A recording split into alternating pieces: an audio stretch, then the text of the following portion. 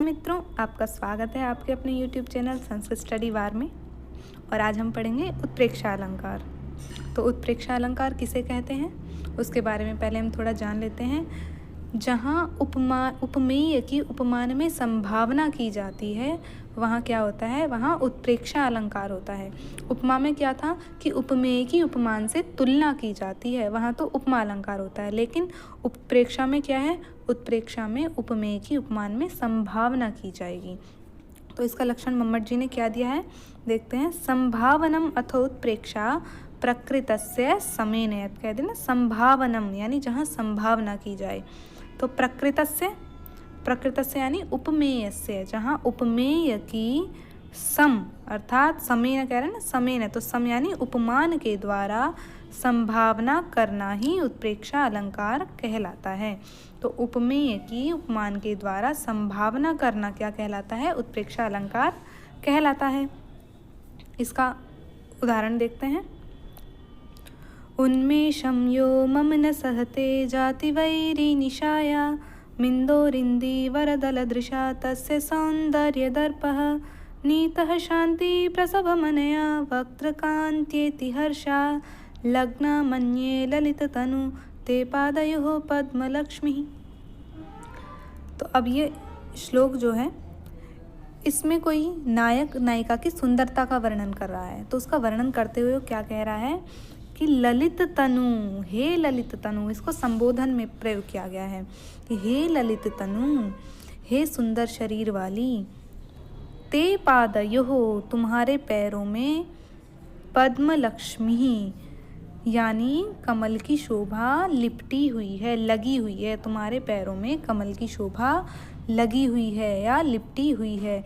पर कैसे लिपटी हुई है उसके बारे में आगे कवि कह रहा है कि यो जाति उन्मेषम यो मम न सहते जाति वैरी निशाया।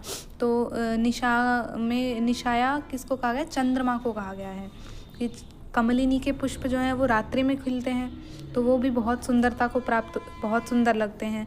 लेकिन उसकी सुंदरता को भी उससे ज़्यादा सुंदर, कमलिनी से ज़्यादा सुंदर कौन है, चंद्रमा है। जब चंद्रमा आ जाता है तो चंद्रमा के आगे कमलिनी की सुंदरता फीकी पड़ जाती है। तो इसीलिए कमलिनी कह रही है कि यह मम उन्मेषम न सहते, जिससे मेरा उन्मेष नहीं सहा जाता है या जो मेरी सुंदरता को नहीं सह पाता, इसलिए वह जाति वैरी, मेरा जन्मजात शत्रु कौन है, निशाया कौन है, चंद्रमा।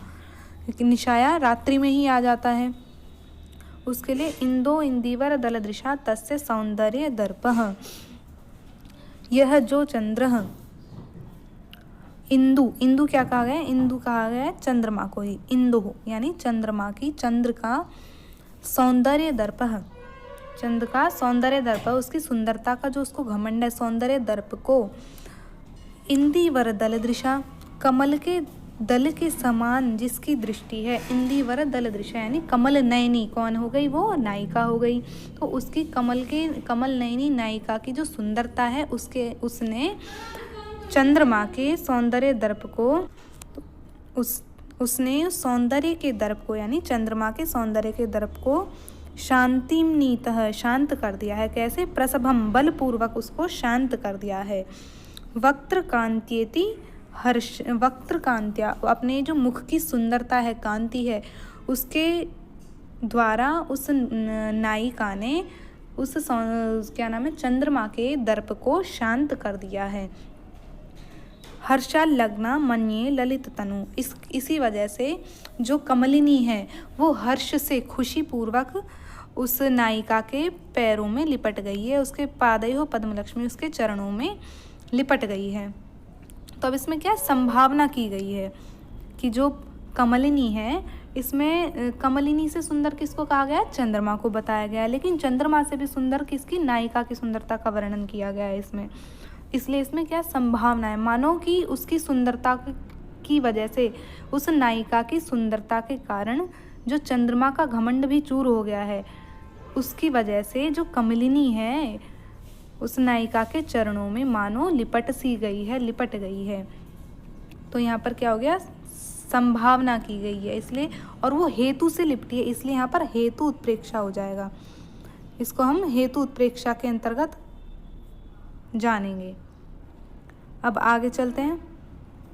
लिम्पतीव तमोंगानी वर्षतीवांजनम नभः असत्पुरुष से वेव दृष्टिर्विफलतां गता।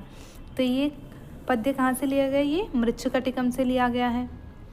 अब इसमें जो हमारा पहली लाइन है इसमें तो उत्प्रेक्षा अलंकार है, और लेकिन ये जो दूसरी लाइन है इसमें सीधा सीधा उपमा अलंकार है।